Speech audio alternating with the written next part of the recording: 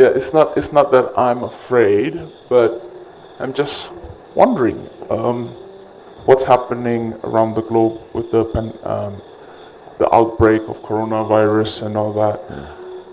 And of course, recently, I think several hours ago, just received another news that now Korea is also having Number 2 after China now. yeah, number 2 after China, and then Italy also. If you connect it with the karmic thing, I mean, I sort of understand it. It has something to do with a bigger picture of the karma thing. I don't know if it's true or not. They say if we die in some kinds of this, big airplane accidents or natural disasters or like outbreaks like this, it has something to do with our karma, right? The bad karma. So it's a collective thing. So it's something that is it should happen or not. I think too much because I know it's also affected by what's happening now according to the astrology and all that. It already is predicted things will happen, but then I was not too sure. Like you were mentioning, you also foresee it that it has something to do with all these outbreaks, but it was not in such a big scale. What are we supposed to do? Right. I mean, and I'm trying to connect all these things with the spiritual aspect of it also, not only the physical aspect. It can be a bioweapon or whatever. It can be, it's because of from the animals, all these things. But again, the fact is, it already happened. So it is something written already. Yeah. But as you also mentioned it, like karma is like, if we're holding a pencil and then drawing it, even though it's there written, but it does not always have to happen because you have the power to not write it. I mean, you can also erase it, something like that. I'm gibberishing now, but that's. I understand. My concern. Okay, I think we discussed this when you are preparing this karma workshop thing, binding. What is it?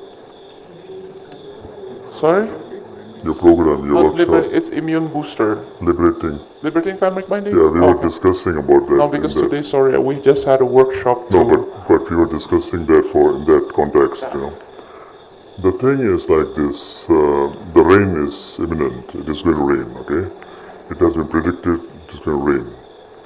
Now, what can we do? Either we enjoy the rain, we play under the rain, and risk getting sick. Not everybody gets sick, but in a country like this, when you play in the rain, you just move in the rain, you can get really sick because can catch cold because of the high humidity. We have something like 90% humidity, sometimes up to 100% humidity. And in the Western countries, it is something like from 6 to 30, 40 at the most.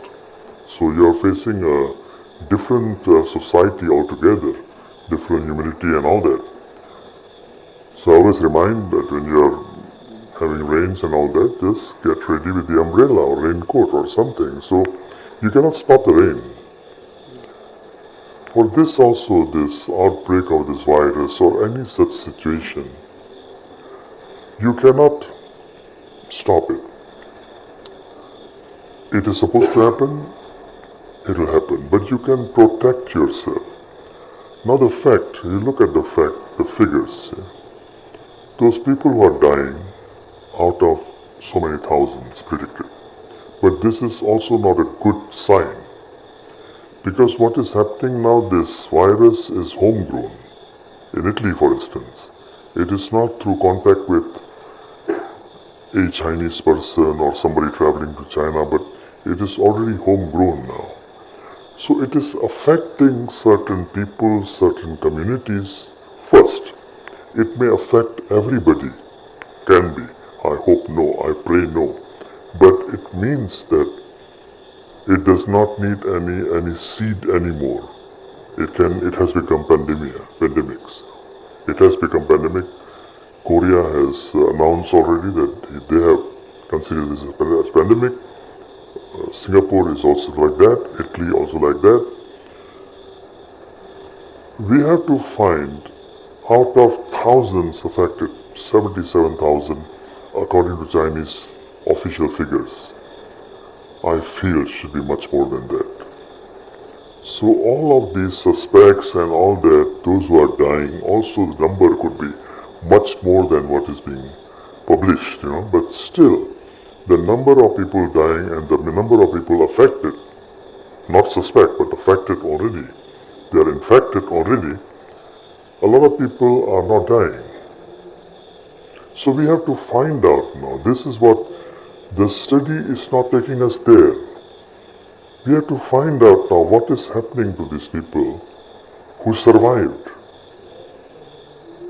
And my little understanding, now we are not becoming racist and we should not become racist, but there are certain people whose eating habits are not right and they are being infected first. First of all, those who are eating raw meat, or when you have steak, they ask you, you want well done, or you want raw, or you want medium. So those who are used to this kind of raw food, they are being infected first. Those who are eating half-boiled eggs are being infected. I made little bit inquiries here and there. There is no study, but I just made inquiries. Those who are used to eating the sun side, what do you call it? Sun side up, half uncooked, they are being affected. So let us try to minimize the triggers. These are triggers. They are affecting because we are used to certain kind of eating habit. For instance now, I was shown a picture, I think it's I think you showed me the picture. It's from Hong Kong, I think. Somebody sent you a picture from Hong Kong. Now they don't go to Chinese restaurant, all Chinese restaurants are empty. The Hong Kong majority are Chinese. They don't want to go to Chinese restaurant and they go to have chicken again, We are not learning the lesson. We are just substituting. Okay, this is not good. This I think is not healthy. I go for cooked chicken, deep fried.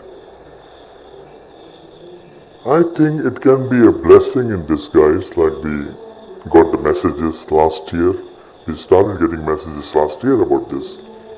2018, 2019 Eve, and last Eve, 2019, 2020. This is the time to learn the lesson from all this thing, from all this outbreak and all that. To learn the lesson that, look, we have to put our lifestyle onto the track again. If we learn the lesson, I think these pandemics can be contained. But if we don't learn the lesson, and we are just trying to find superficial solutions, we may have a big problem. Bigger problem than what we see now.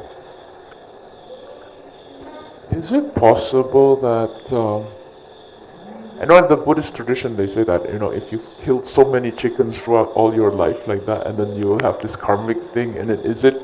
We were discussing that last time. I think it's on YouTube. Our clip on that is on YouTube about pain waves, remember? This was it Albert Einstein or who was talking about this? There was a scientist who was talking about this pain waves. I think Google about pain waves. So when you are slaughtering animals, and these animals, they are in pain, they are sending out waves, and these waves can affect all of us, especially when there is a mass slaughter of animals, for whatever reason. Now mass slaughtering is happening every day, and yet that study was about mass slaughtering in Nepal and elsewhere, when they have to slaughter so many 500,000 animals on the same day for some purpose, whatever the purpose be. So that is sending out pain waves, and that can affect us. That can destroy our immune system. Totally destroy. And this is science. This is not just anybody writing about this. There was a research done by 3 or 4 scientists together. So basically everything is, we cannot get out of this karmic cycle. Of course, Krishna was also mentioning you can get out. You can. You can. First of all, we have to be using our intelligence. We have to mend our lifestyle. We have to mend our eating habit. We have to be on a right diet. We have to take care of the animals and apologize from this entire existence for all the ills we have caused them. So many things going on. And without all this phenomena, not only coronavirus, but all the phenomena that's happening all over the world, happening in our everyday lives, like you were just mentioning about the definition that, from the Western definition that you're encouraged to have to love yourself. At the very beginning I was thinking of that all the time. But then you told me stop trying to find for love and how to love yourself. Even though in your first book you mentioned that. But then after that, if you open the pages again, there's writing saying, if you only care about yourself, then you're so focused on your problems. I have to, when I speak to the audience. All these books, the first 40, 50 books, I was not writing them. You know this. We were speaking to the audience, and when we speak, we have to see the audience. If the audience is still on physical level, I cannot talk about the intelligence level. If they are still on Anamaya Kosha, physical layer, and I take them to the 3rd, 4th layer, I'll not make any sense.